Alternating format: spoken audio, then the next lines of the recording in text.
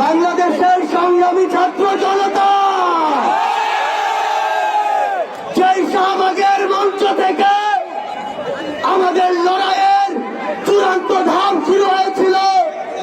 আজ আমরা অনেকটাই বিজয়ীর বেশে সেই শাহবাগের মঞ্চে আবার এসে জড়ো হয়েছি।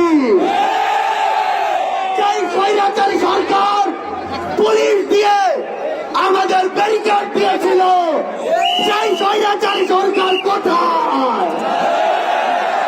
সেই পুলিশ কোথায়? আমরা স্পষ্ট করে বলে দিতে চাই, বাংলাদেশের ছাত্র জনতাকে ব্যারিকেড দিয়ে আটকে দেওয়া সম্ভব নয়। যদি আটকে দিতে চান, গদিতে আগুন জ্বলবে।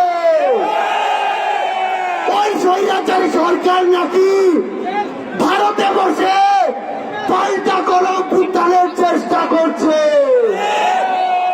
এর চেয়ে বেশি হাস্যকর আর কি হতে পারে?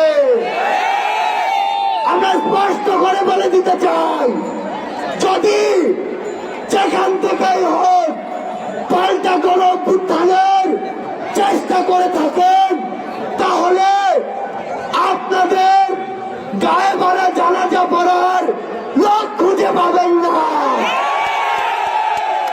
আমরা যখন রক্ত দিতে শিখেছি, তখন আপনাদের মতো ফ্যাসিস্টরা আমাদের লোক পর্যন্ত স্পর্শ করতে পারবে না।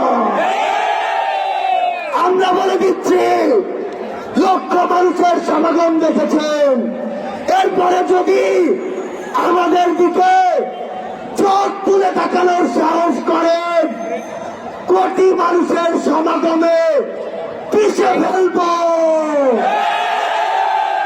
আমরা স্পর্শ করে বলে দিতে চাই, এই বাংলাদেশ 16 বছর পরে স্বাধীনতার যে নতুন মুখ দেখেছে, সেই মুখের দিকে কেউ যদি নজর দেওয়ার চেষ্টা করে, তাহলে তার জায়গা আমাদের এই বাংলাদেশে হবে না।